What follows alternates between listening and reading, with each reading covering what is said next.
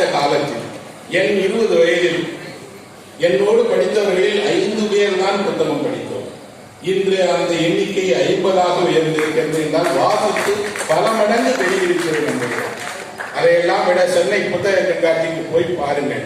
நான் அங்கு எல்லா நாட்களிலும் மாலை நேரத்துக்கு போய் பார்க்கிறேன்.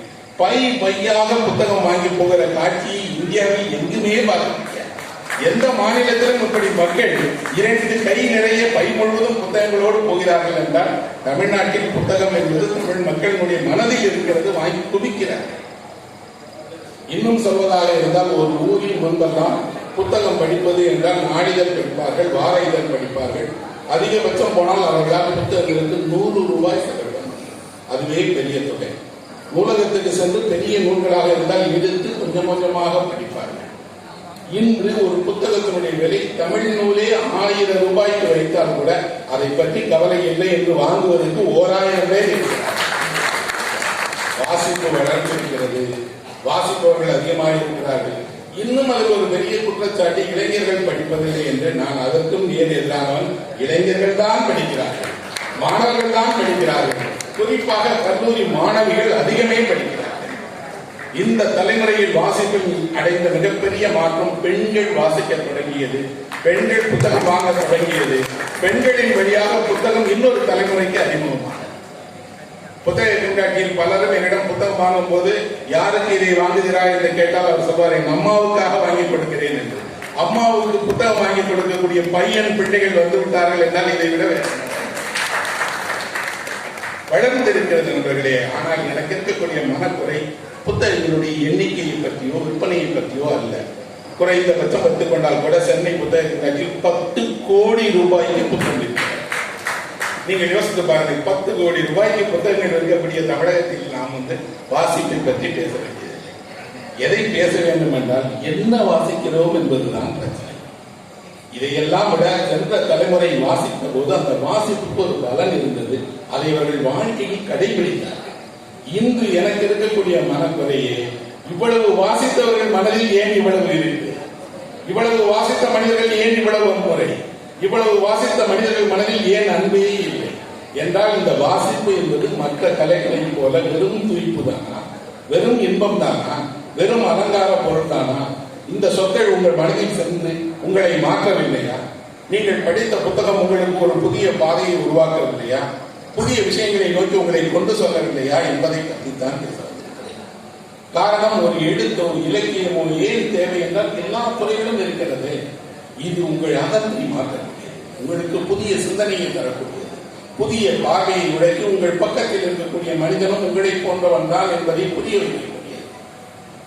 உங்களுடைய அகம் தூய்மையடைய தொடங்கினால் அது உங்களுடைய செயல்களில் வெளிப்படும். அதுக்கு ஒரு புத்தகம் கருவியாக இருக்கிறது.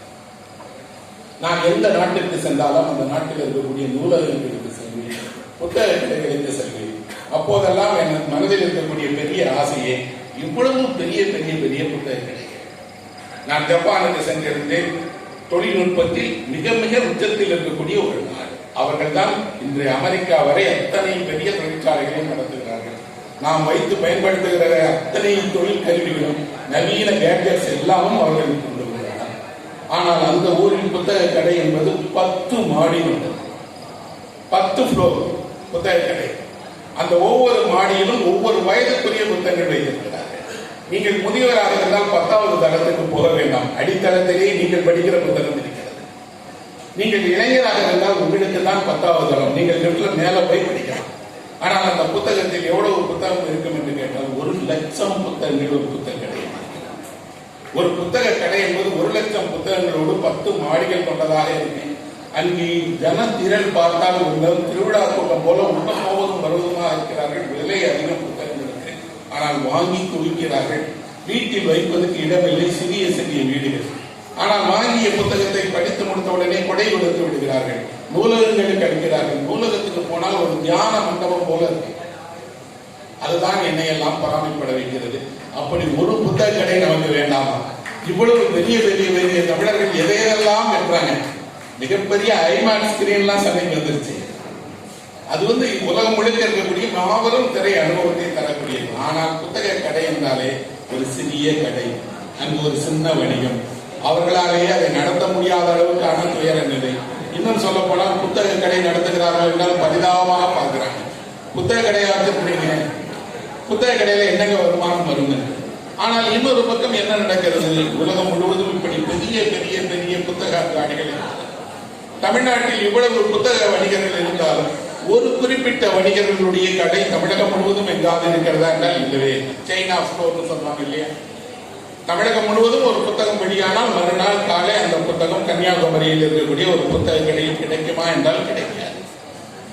கன்னியாகுமரியில் உண்மையில் ஒருவர் புத்தகம் வாங்க விரும்பினால் அவர் இன்று இருக்கக்கூடிய ஆன்லைன் வசதியை பயன்படுத்தி 4 நாட்களுக்கு பிறகு பெறலாம். அது தெரியாவிட்டால் அவர் மாத கணக்கில் காத்திருக்க வேண்டும். இப்ப கண்காட்சி நடப்பதால் கண்காட்சியை வாங்கிக் கொள்ளலாம். ஆனால் ஒரு திரைப்படம் வெளியாகிற நேரத்தில் உங்கள் வீட்டுக்கு பக்கத்தில் இருக்கக்கூடிய திரையரங்கத்தில் காலை காட்சி பார்ப்பதற்கு வசதி செய்து வந்திருக்கக்கூடிய அரசும் அமைப்புகளும் தான் ஒரு புத்தகம் படிப்பதற்கு 10 நாட்கள் காத்திருக்க வேண்டும். கேப்ரியல் கார்சியா மார்கெஸ் என்ற நோபல் பரிசு பெற்ற எழுத்தாளர்களுடைய நாவல் பரிசு பெற்றது என்று அறிந்து எக்ஸ்பிரஸ் பேப்பர்ல அந்த நியூஸ் பார்த்த உடனே அந்த புக்கை வாங்குவதற்கு நான் போய் கேட்டேன். மதுரையில் யாருக்கும் தெரியல. சென்னைக்கு வந்தபோது சென்னையில் வரும், ஆனால் இன்னும் சில மாதங்கள் ஆகும் என்றார். நான் அந்த ஒரு நூலை வாங்குவதற்காக இங்கிருந்து ரயில் பிடித்து டெல்லிக்கு போய் டெல்லியில் இருக்கிற புக் வாங்குற கடையை தேடி அவர்களிடம் இந்த புத்தகம் வேணும்னா அவர் வந்தது விட்டு வெயிட் பண்ணுங்கிறார். யாரையும் தெரியாது, எனக்கு ஹிந்தி தெரியாது. நான் ஒரு புத்தகம் வாங்க வேண்டும் என்பதற்காக அந்த புத்தகத்தை போல 3 மடங்கு விலையை செலவு செய்து ரயிலில் போய் காத்திருந்து அந்த புத்தகத்தை வாங்கி ரயிலில் படிக்க தொடங்கினால் ஒரு வரியும் புரியல. ஆனால் அதுக்கு ஏன் நோபல் பரிசு கொடுத்திருக்கிறார்கள்?